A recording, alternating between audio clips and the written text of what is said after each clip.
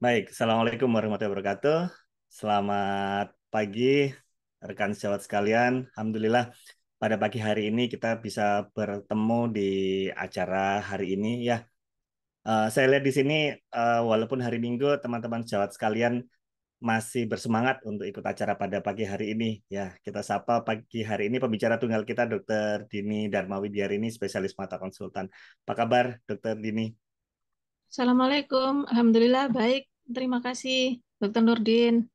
Ya, acara hari ini adalah merupakan acara pre-event. Jadi ini adalah acara satu minggu sebelum event kita. Nanti akan ada acara offline ya, yaitu Cornea Masterclass, Connecting the Dots of Corneal Infection, Corneal Transplant, and Eye Banking. Itu ada banyak sekali pembicaranya dan ada pembicara nanti dari Alfi Prasad dari India.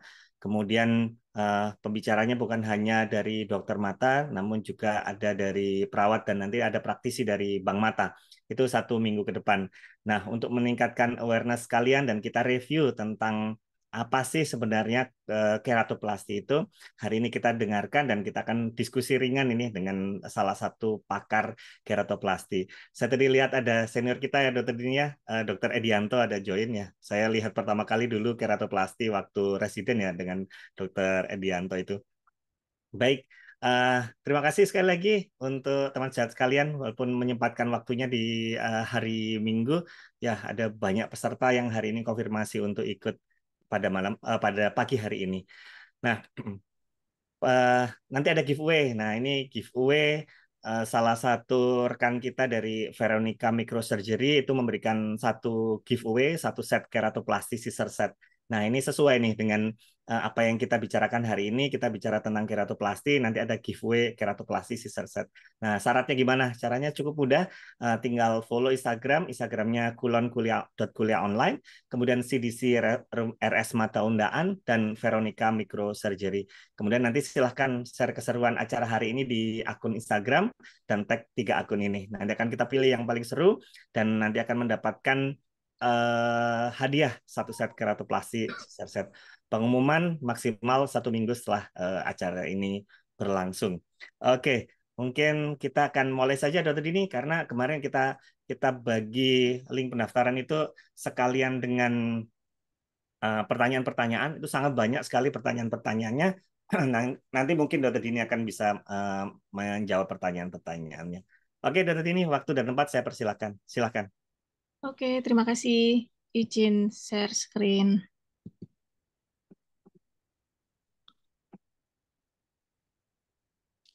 Ya, Assalamualaikum, selamat pagi. Terima kasih kesempatan yang diberikan ini oleh Kulon, Dokter Nurdin dan timnya. Lalu terima kasih kehadiran para senior, teman sejawat dan teman-teman tenaga medis yang lain ya. Hari ini kita mau menyampaikan review tentang keratoplasti sampai di mana perkembangannya. Nah, jadi pertama definisi dulu, keratoplasti itu adalah korneal transplantasi, di mana sebuah prosedur mengganti bagian yang rusak dari kornea dengan kornea yang sehat dari pendonor.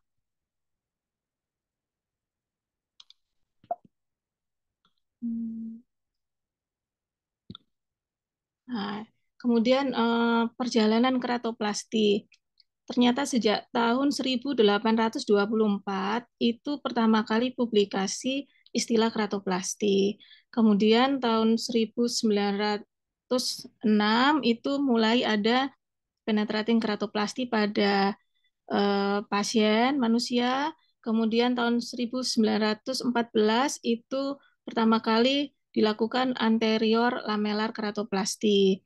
Dan mulai 1956 itu mulai berkembang menjadi posterior keratoplasti. Dan 2018 sampai sekarang sedang dikembangkan oleh Prof. Kinosita mengenai culture cell.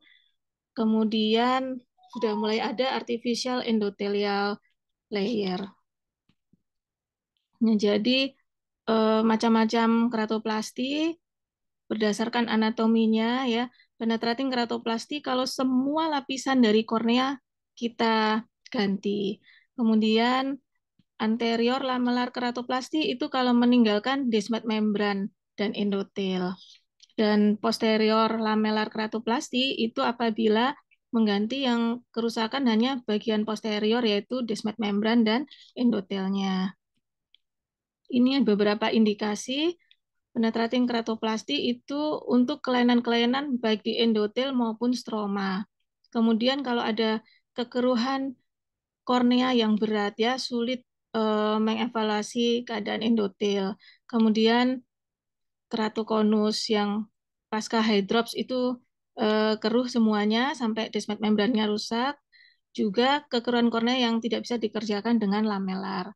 Sedangkan anterior lamelar keratoplasti indikasinya pada kornea ektasia, kerusakan di stroma, stroma distrofi, kemudian bisa karena sikatrik pasca infeksi maupun pasca trauma.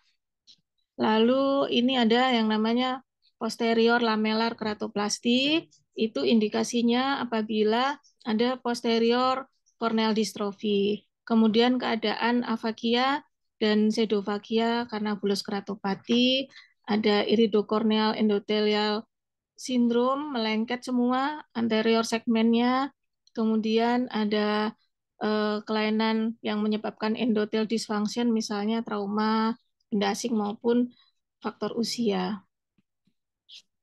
Berikut kontraindikasinya. Penetrating keratoplasti itu kontraindikasi pada severe dry eye, ada neurotropik, ulcer misalnya, kemudian karena dry eye, lalu ada limbal stem cell defisiensi.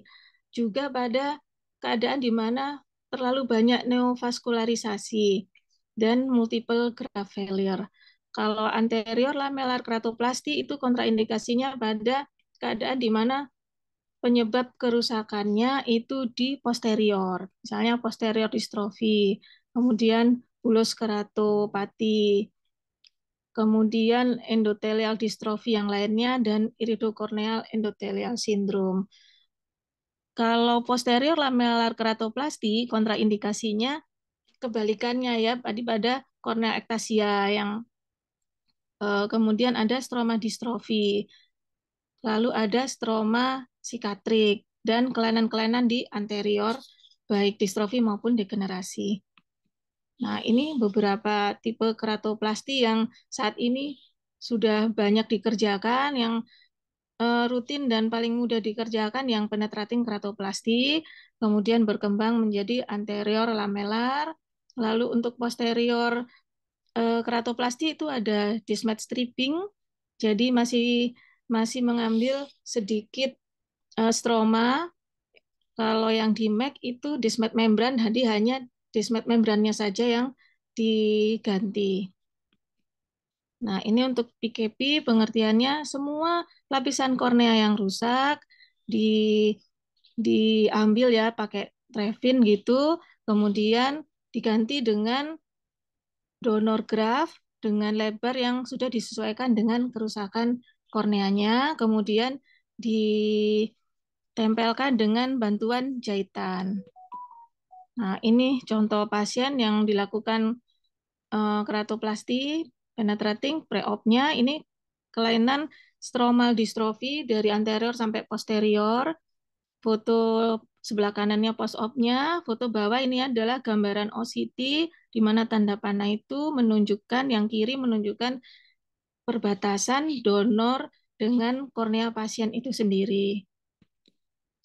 Nah, ini contoh operasi lamelar keratoplasti yang anterior. Pada video ini kasusnya infeksi, kemudian terjadi desmetokel, kemudian kita berusaha memperbaiki kontur dari kornea dengan mengambil sebagian stroma sedalam mungkin, tapi sayangnya tidak bisa sentral ya. Ini mengikuti dari kornea yang tipis atau yang akan perforasi.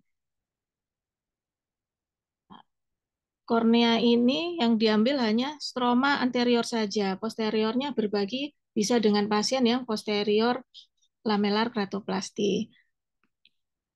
Nah, ini contoh post-op-nya. di mana dari OCT nampak jaringan donornya yang tanda panah tersebut. Yang atas, maaf, yang donornya yang atas, yang bawah itu adalah sisa dari kornea pasien itu sendiri. Ini adalah contoh video lamelar keratoplasti, di mana ini menggunakan manual diseksi. Jadi membagi lapisan kornea anterior dan posterior secara manual.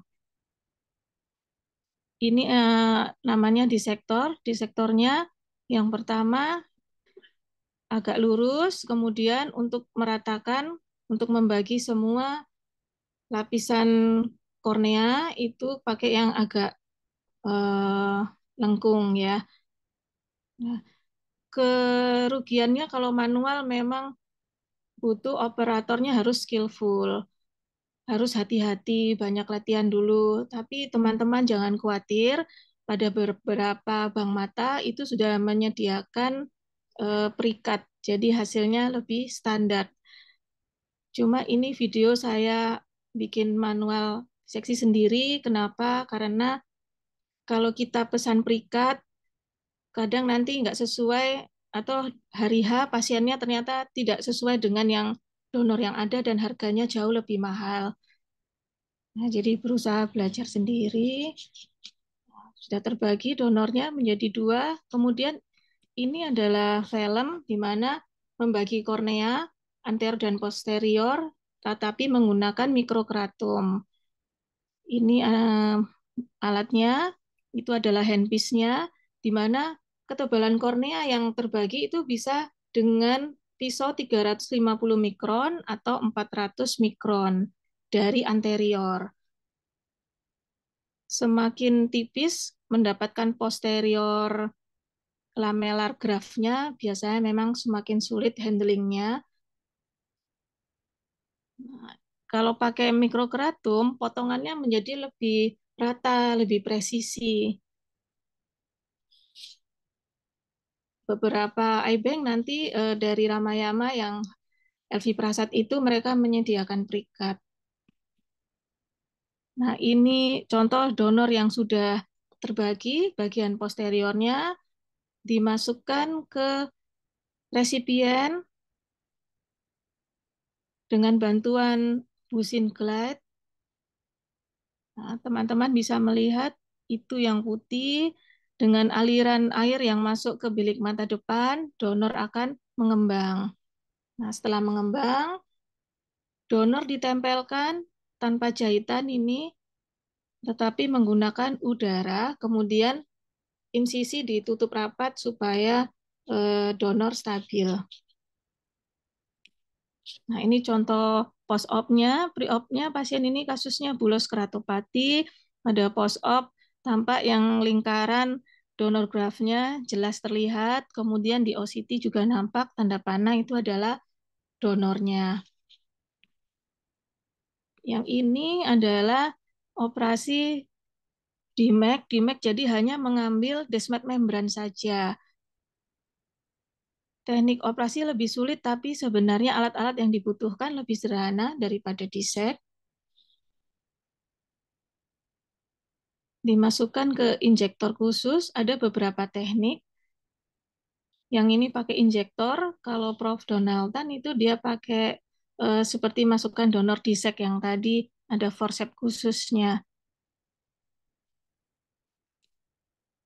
Kemudian di video sebelah kanan itu setelah donor masuk, kemudian mengembangkannya dengan di tapping. Pada operasi ini ada OCT live, jadi operator bisa melihat donornya sudah mengembang, kemudian operator bisa mengamati saat memasukkan bubble-nya. Nanti terlihat saat bubble masuk, tidak ada interface antara donor dengan kornea resipien. Nah, ini akan diinjeksikan bubble-nya. Ya.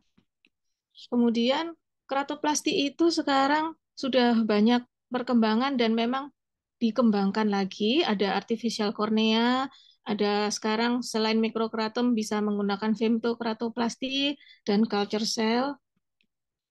Nah, ini untuk artificial cornea. Kalau keratoprostesis ini sebenarnya sudah lama, tapi keratoprostesis ini tetap membutuhkan donor kornea juga untuk melekatkan bagian-bagiannya. Ini sangat bermanfaat untuk pasien dengan kegagalan keratoplasti yang berulang, biasanya lebih dari 3 kali. Kemudian ini vision graft, yaitu donor kornea yang disterilkan, tetapi dia tidak mengandung endotel lagi. Bermanfaat untuk pasien-pasien dengan corneal ulcer, terus abses kornea, perforasi gitu. Saya pernah sekali mengikuti guru saya menggunakan ini saat join up dengan vitreoretinal surgeon. Kemudian untuk tektonik atau terapeutik juga bisa membantu untuk pemakaian keratoprostesis. Dan yang ini endotelial artificial ini dikembangkan oleh Israel. Banyak pasien yang menanyakan, tapi endotelial artificial ini belum nyampe ke kita. Mudah-mudahan segera ya, dan mereka juga masih dalam tahap pengembangan. Bahannya itu mirip dengan IOL. Kemudian ini femtokeratoplasti, di mana baik donor maupun resipien bisa disiapkan dengan femtolaser.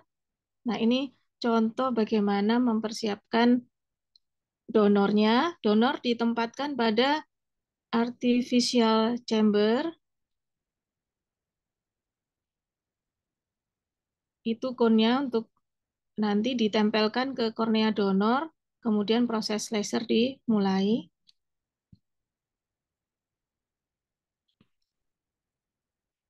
Nah, yang ini film femtolaser persiapan untuk pasiennya.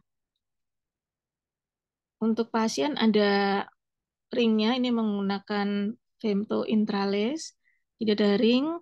Kemudian dengan kon yang sama seperti donor, nanti kornea pasien dipotong dengan diameter yang sudah kita ukur sebelumnya kebutuhannya. Nah, ini contoh parameter yang digunakan untuk memotong. Jadi kalau pakai femto laser itu baik donor maupun resipien bisa lebih presisi karena bisa lebih detail lagi berapa mm yang kita inginkan, bahkan bentuknya bisa dibikin oval atau lingkaran. Yang berikutnya ini culture cell yang sekarang sudah ada publikasinya, namun ini juga belum available di pasaran dan FDA juga belum nyampe juga itu di Jepang, di mana sebenarnya tujuan ini karena keratoplasti itu tekniknya sulit, kemudian apa ini nyari donornya sulit, jadi Prof. Kinosita berusaha mengkultur mengembangbiakkan endotel. Di sini konsepnya adalah di mana satu donor endotelnya diproses, diinjeksikan, bisa untuk banyak pasien, yaitu 300 pasien. Ini adalah penelitian di Rumah Sakit Mata Undaan dengan Dr. Dedi, dokter observer. Kami melihat teknik operasi apa saja yang sudah kita kerjakan dari 2017 hingga 2020, di mana PK itu yang terbanyak 32%, untuk DAC-nya lalu DISEC ya, DISEC 26 dan DAC 19%. Kemudian sisanya PET graft itu adalah tektonik keratoplasti untuk kasus-kasus infeksi yang terjadi perforasi kecil-kecil. Kemudian indikasi keratoplasti yang ada ternyata terbanyak adalah pseudovaki bulos keratopati.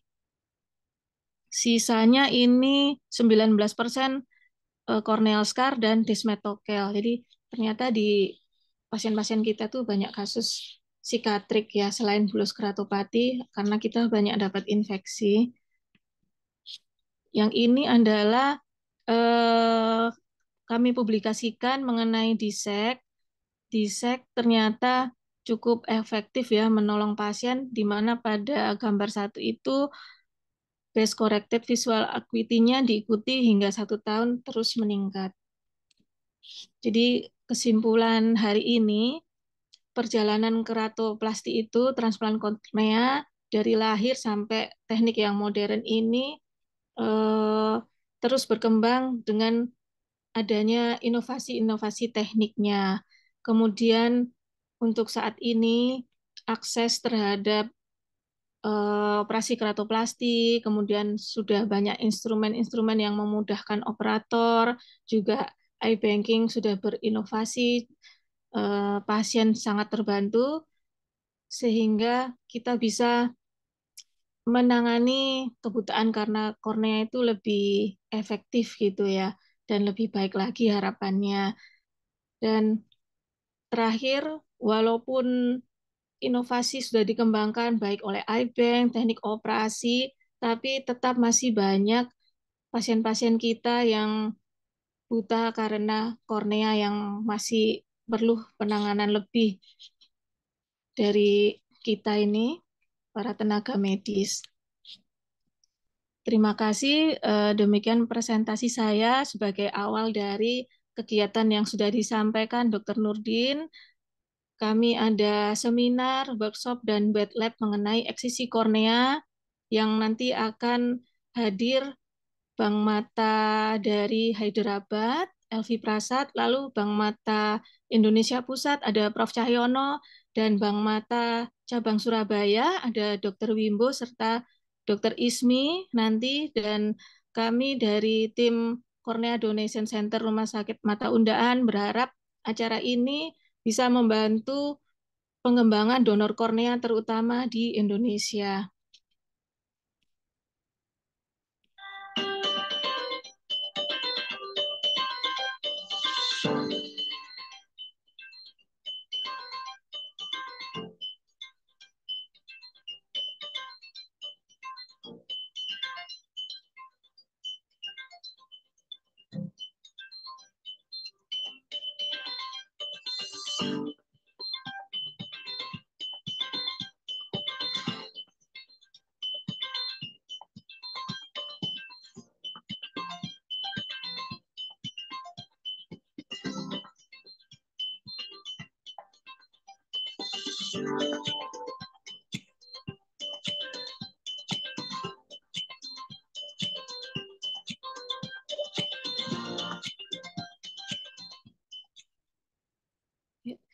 Terima kasih, Dr. Nurdin.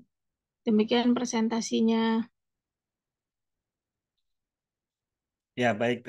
Terima kasih, Dokter Dini. Ya, saya highlight lagi ya. Jadi 1 minggu lagi, 1 minggu dok, ya, nggak kerasa ya. Kita Iya, ada acara Cornea Masterclass, ada seminar, ada workshop, dan ada wet lab ya. Namun sayang sekali wet labnya sudah full book. Jadi ini yang tersisa hanya seminar dan workshopnya saja. Dan ini juga tinggal sisa beberapa seat saja. Jadi kalau teman sejawat sekalian berminat untuk memperdalam mengenai kornea ini, terutama tentang kornea ke keratoplasti dan juga tentang iBanking, silahkan menghubungi link yang ada di sini. Dan juga sebelum kita mulai sesi tanya jawab, biar seru nih hari ini ada sponsor ya, ada giveaway berupa 1 set keratoplasti scissor. Nah, caranya cukup mudah. Silakan follow Instagram kulon.kuliahonline, kemudian CDC Rumah RS Mata Undaan, dan Veronica Microsurgery. Kemudian silakan share keseruan acara pada pagi hari ini di akun Instagram teman sejawat sekalian dan tag ketiga akun itu. Nanti akan kita pilih, kemudian pengumuman maksimal 1 minggu setelah acara ini berlangsung. Begitu. Oke, Dokter Dini, ini pertanyaan-pertanyaan sudah cukup banyak, baik di kolom chat ataupun pertanyaan yang sebelumnya. Dok, sebelum kita mulai, ini ada pertanyaan paling banyak, Dokter Dini. Sebenarnya kesulitan dalam melakukan keratoplasti selain teknik itu, saya dengar itu donor ya, Dokter Dini ya.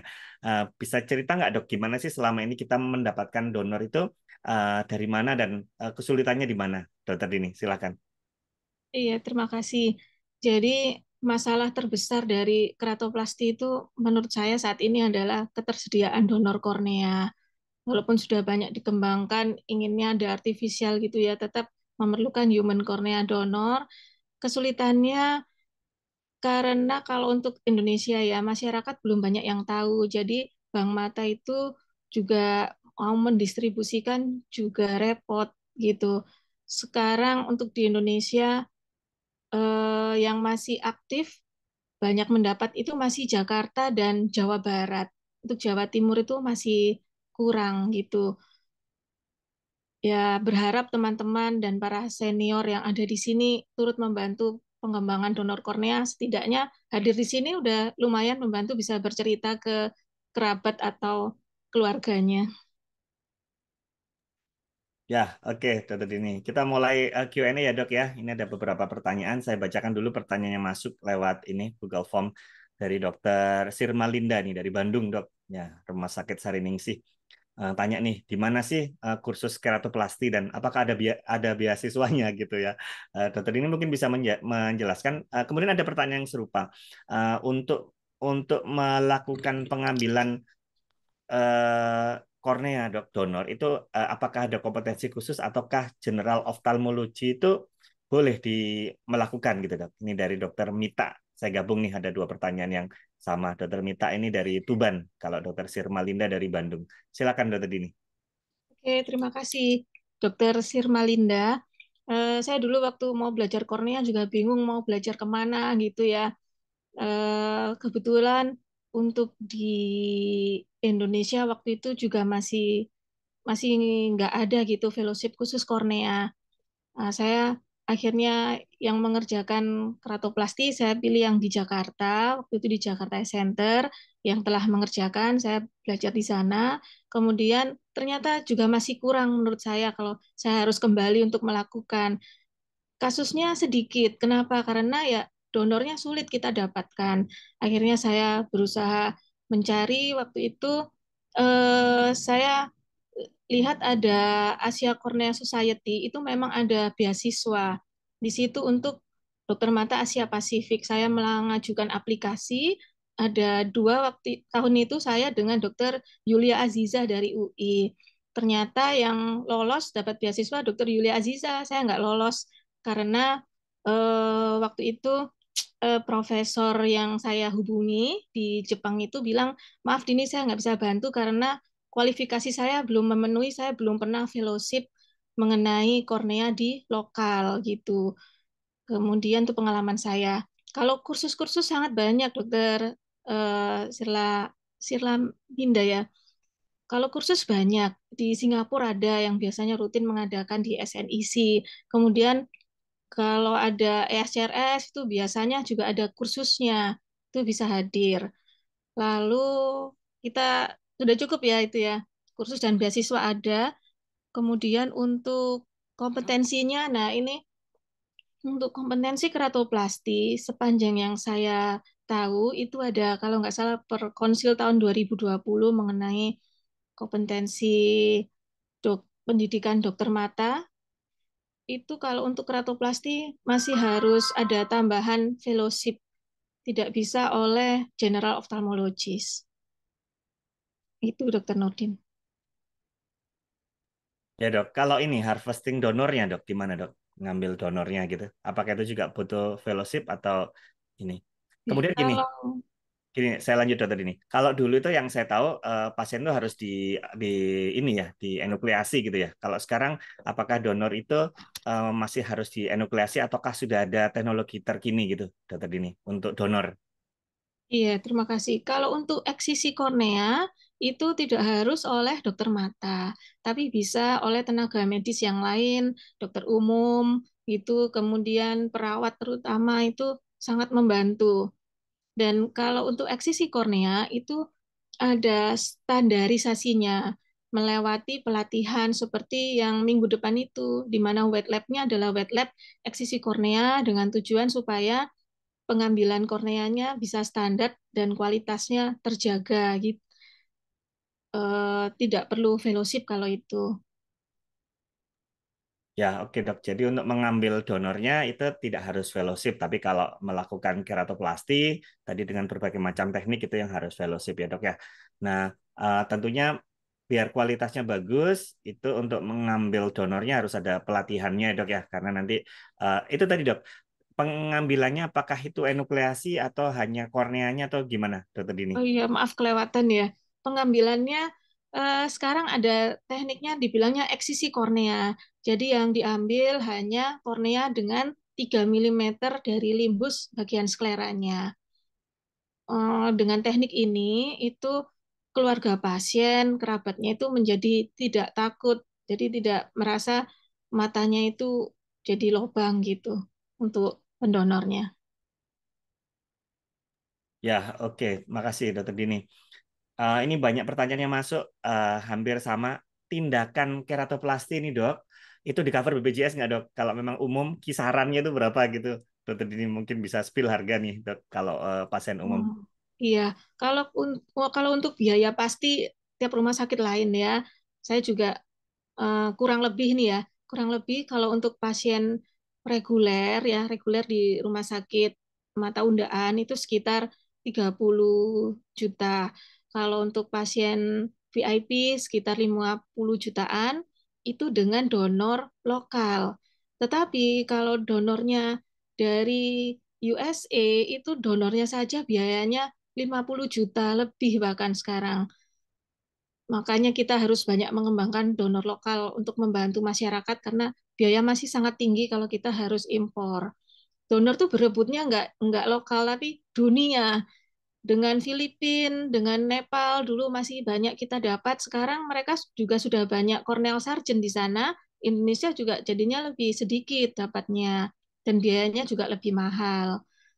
Terus apa lagi ya Dokter Din? Oh BPJS ya. BPJS itu kalau di rumah sakit mata undaan pasien tidak berbayar, tidak ada iur bea. Iya, Dok. Sama sekali ya, Dok ya. Sama sekali nggak ada untuk BPJS. Ya, baik.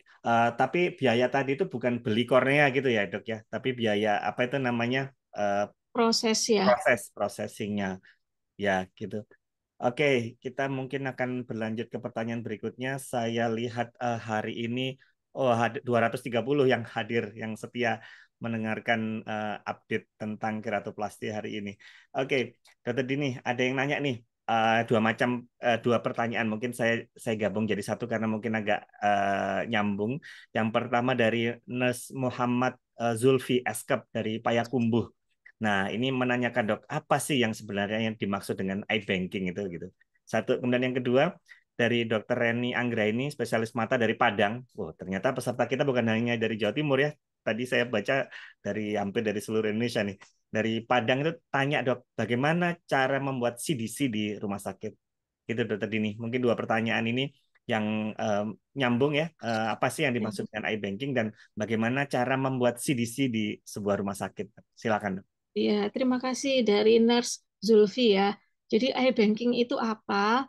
iBanking itu adalah sebuah lembaga ya, bank mata lembaga di mana bank mata tersebut mengkolek ya, mendapatkan donor kornea, kemudian memproses donor ini aman dan siap digunakan untuk pasien yang membutuhkan. Kemudian setelah proses mendistribusikan. Nah, itu fungsi dari bank mata. Kemudian selain mengadakan donor, bank mata ini juga perlu untuk memberikan pendidikan. Kalau bank mata yang tingkatannya tinggi itu juga termasuk pendidikan baik untuk masyarakat maupun tenaga medis yaitu tenaga eksisi dan juga berperan untuk konseling. Jadi ada orang-orang itu yang sangat senang mendonorkan, bahkan tidak hanya mata. Beberapa kalau kita sudah berkumpul dengan komunitas pendonor itu, mereka itu ingin semua badannya didonorkan. Nah, itu termasuk kita ada fungsi konselingnya. Kemudian pertanyaan Dokter Reni, bagaimana cara membuat CDC? Nah, Dokter Reni kalau besok hadir di acara minggu depan tuh Cornea Masterclass itu kami akan menyampaikan bagaimana kita membuat CDC. Jadi CDC itu sebenarnya iBank yang tingkatannya kecil. Dari mata undaan kita memberi namanya Cornea Donation Center yang kami singkat CDC. Sekaligus untuk menanamkan mengenalkan kepada masyarakat kornea. Jadi bukan mata. Kalau mata banyak yang takut. Tapi dengan istilah kornea masyarakat tidak takut dan lebih tahu, lebih mengenal kornea. Jadi namanya CDC. CDC itu harus lebih banyak daripada bank mata pusatnya. Kalau ingin banyak donor di negara kita ini. Jadi dokter ini kalau mau mengembangkan CDC sangat bagus. Sebenarnya awalnya cukup satu atau dua orang saja untuk menjalankan CDC.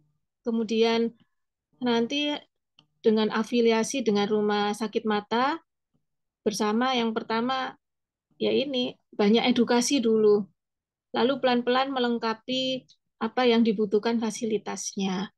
Kalau eye bank yang paling rendah tidak perlu ada spekular mikroskop, macam-macam itu nggak perlu. Tapi peran kita adalah membantu Bank Mata Pusat, terutama edukasi dan mengkoleksi kornea. Itu apa ya? Untuk memulainya dimulai dari dokter Eni, ajak satu stafnya, kemudian bikin kesekretariatan kecil, diawali dengan banyak edukasi, kemudian pelan-pelan melengkapi alat untuk bisa eksisi.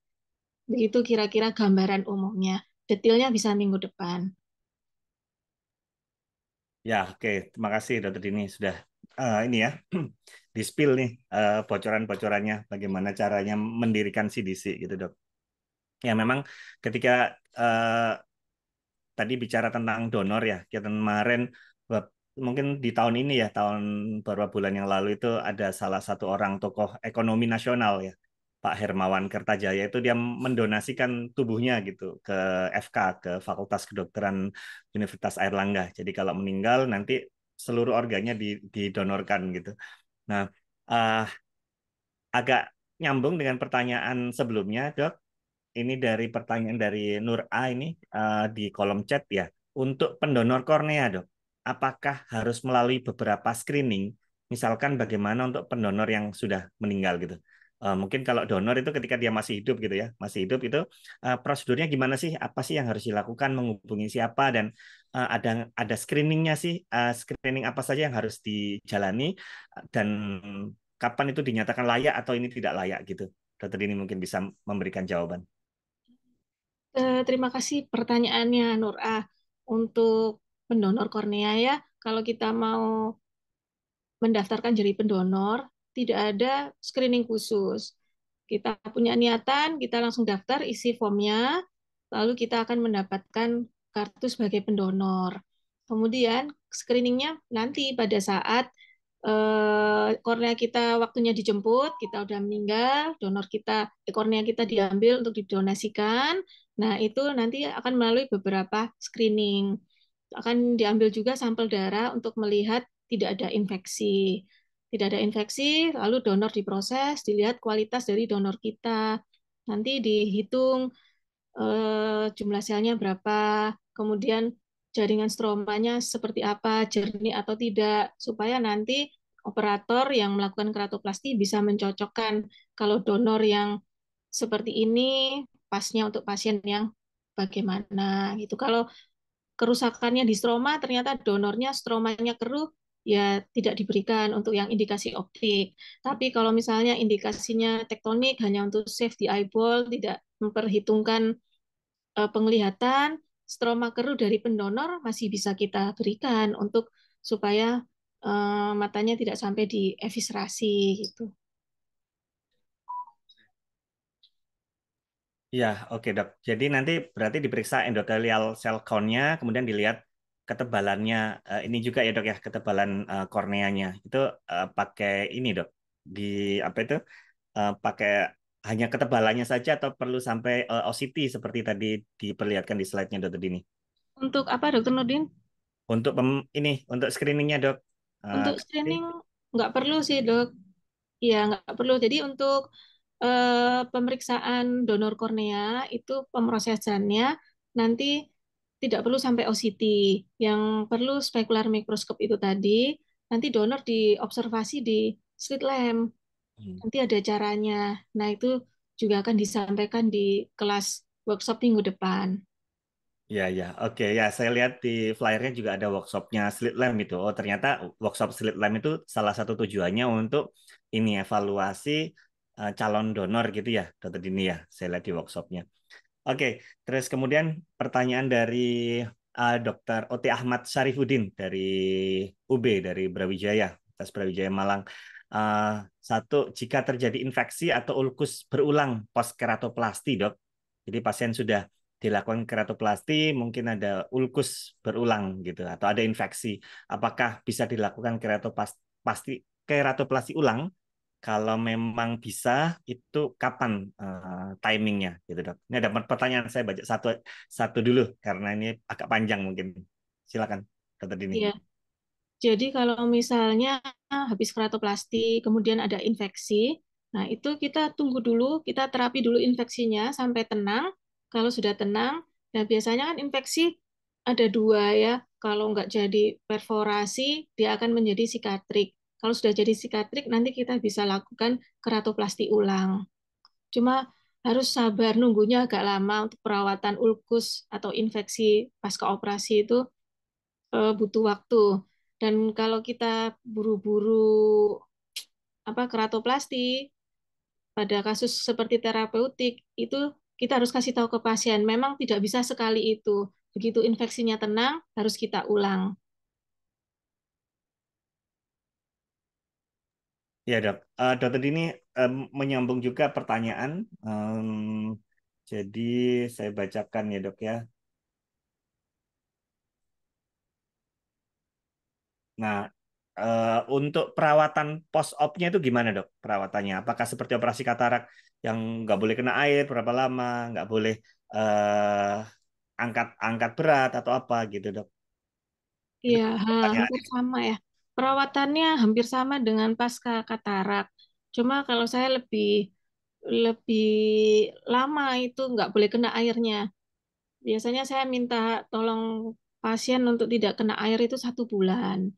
Kemudian kalau angkat-angkat juga sebaiknya semua itu nunggu 1 bulan gitu supaya lebih aman.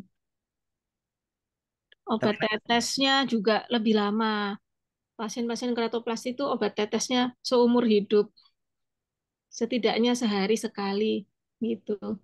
Di awal memang agak banyak, jadi harus kasih tahu pasiennya harus telaten, jangan bosan tetes obatnya, dan obat-obat steroid yang untuk mencegah rejection itu harus terkontrol. Kepatuhan pasien diperlukan. Beberapa saat lalu waktu pandemi itu banyak pasien yang nggak bisa kontrol, akhirnya grafnya juga menjadi fail karena nggak terus obatnya. ya dok, oke. Salah satu cara untuk menghindari fail atau rejeksi itu gimana dok? Tadi obat-obatan tadi atau gimana?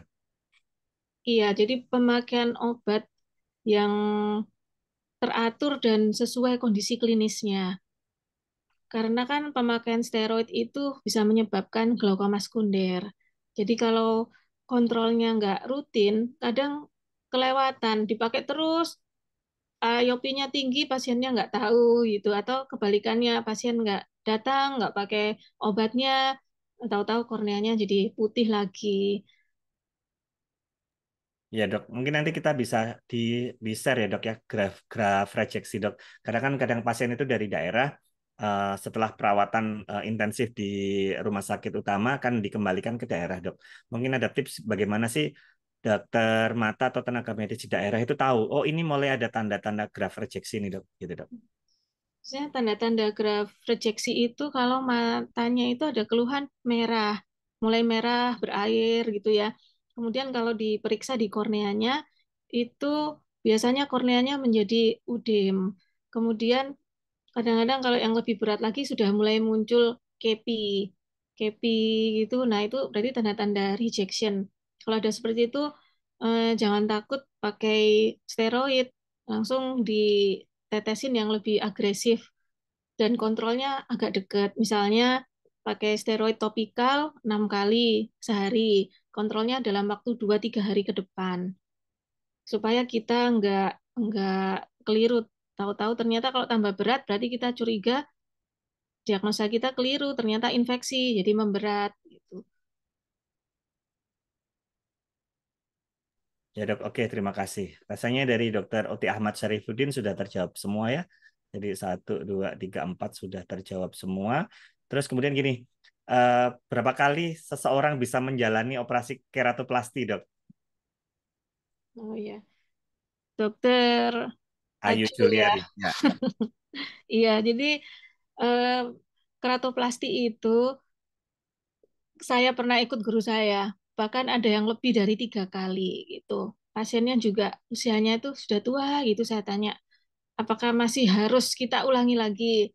Terus guru saya menjawab, ya kita harus usahakan semaksimal mungkin beri kebahagiaan pasien itu, walaupun usianya udah lanjut gitu ya. Jadi bisa saya yang paling ketemu lebih dari 3 kali itu pernah. Tetapi dari kasus saya sendiri belum pernah. Kalau waktu saya fellowship itu ada yang sudah lebih dari 3 kali. Kalau ini juga ada pertanyaan lagi menyambung operasi tadi ya dok ya dari Rahma Iriani Hasibuan AMD Cup dari Jawa Barat ini.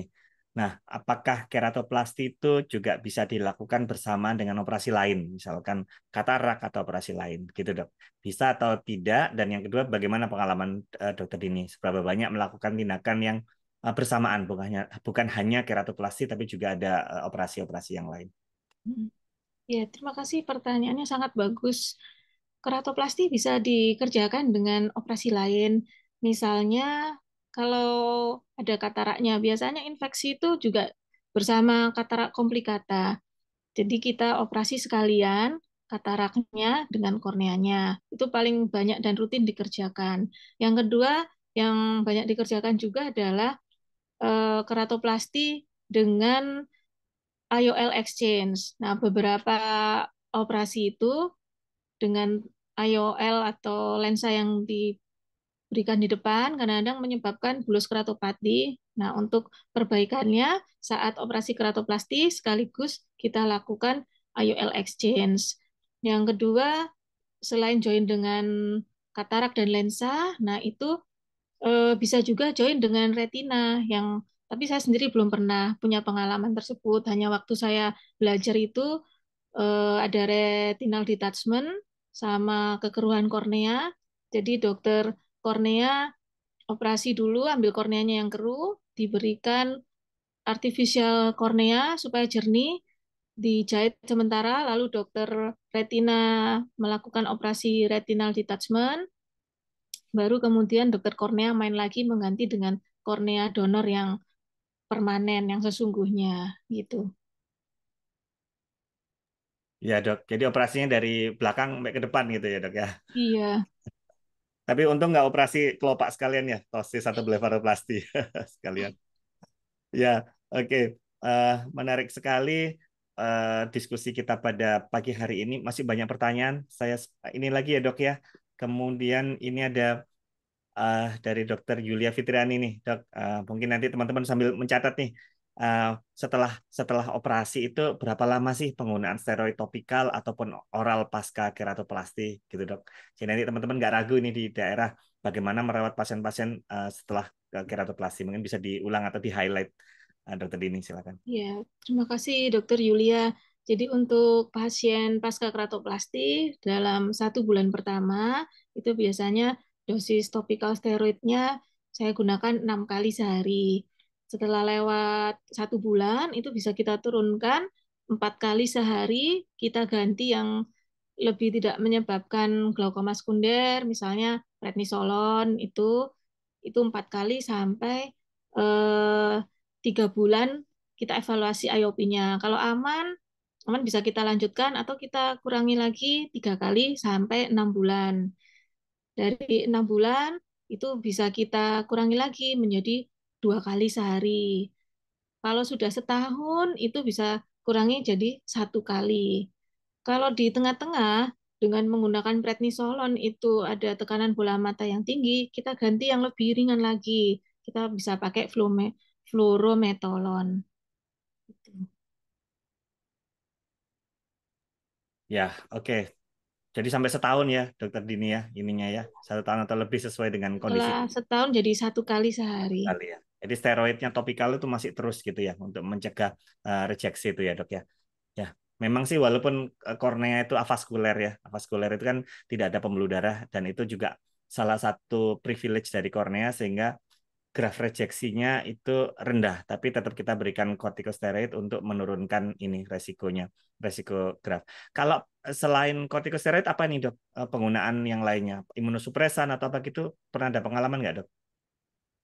Kalau sampai oral imunosupresan nggak perlu sih untuk donor kornea, karena kornea nggak ada vaskularisasinya, jadi nggak sama dengan transplantasi organ yang lain. Tidak perlu sampai oral. Ya, oke. Eh, ya dok. Jadi kalau yang lain mesti pakai imunosupresan seumur hidup. Kalau kornea tidak perlu, hanya topikal saja ya dok ya.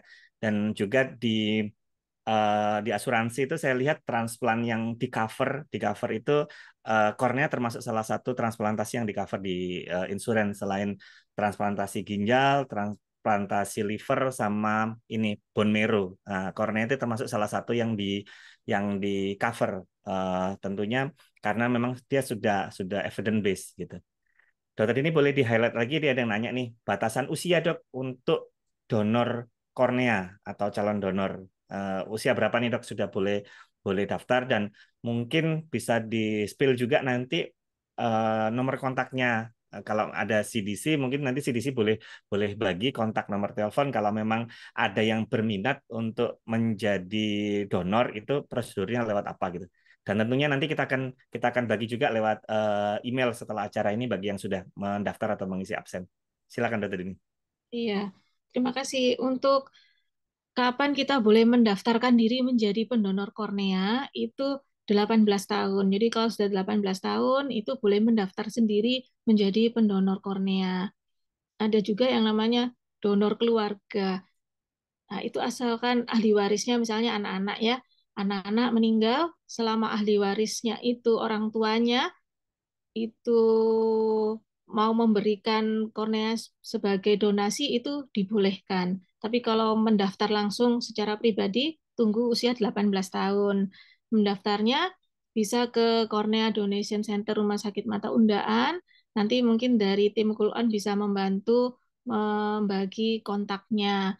Kalau teman-teman yang ingin mendaftar melalui acara ini mungkin bisa hubungi apa ya tim Kulon ya. Ya dok, nanti akan kita bantu share linknya Ya, dok. berikan Link nomor kontaknya saya nanti Bang identikan. Mata akan memfollow up bagaimana untuk mendaftar. Ya dok, baik. Mungkin saya ada dua pertanyaan terakhir mungkin Dokter Dini ya.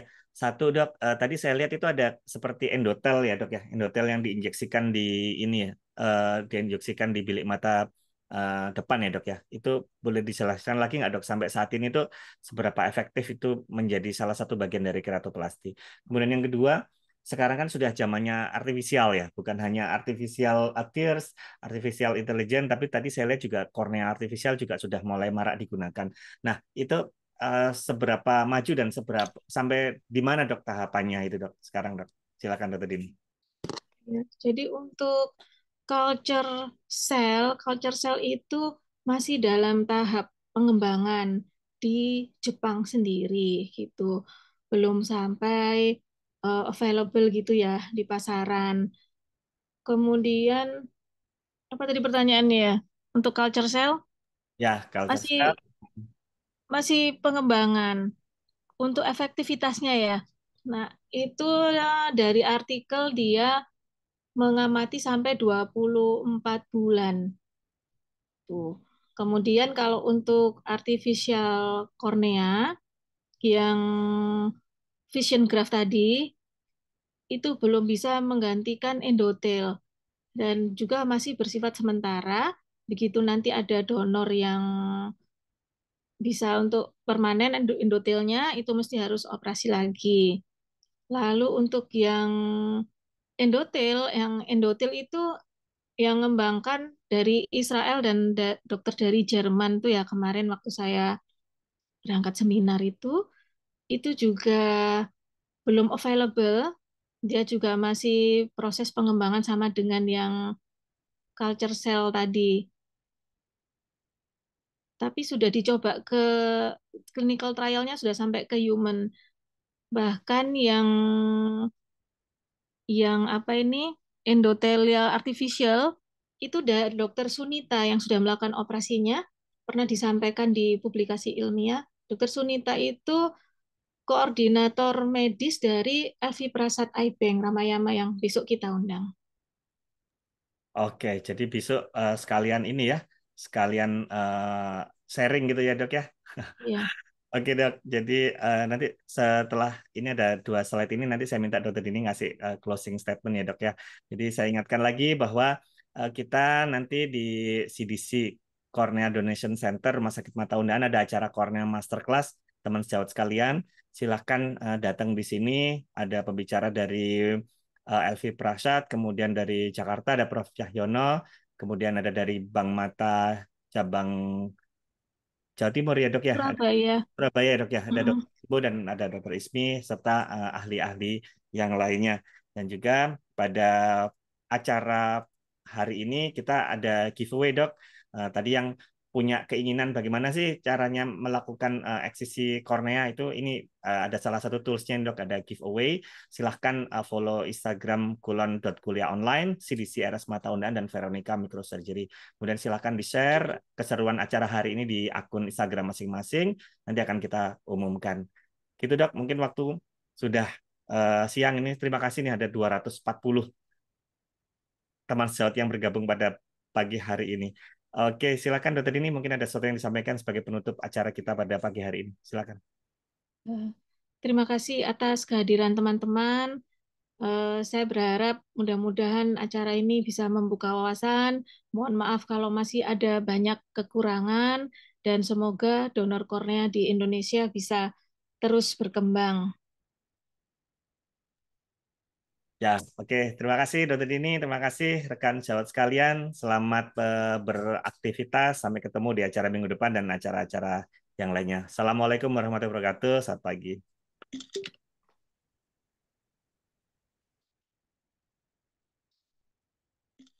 Terima kasih dokter Dini. Terima kasih. Terima kasih. Terima kasih semua yang hadir. Terima kasih. Sehat-sehat selalu. Assalamualaikum. Salam.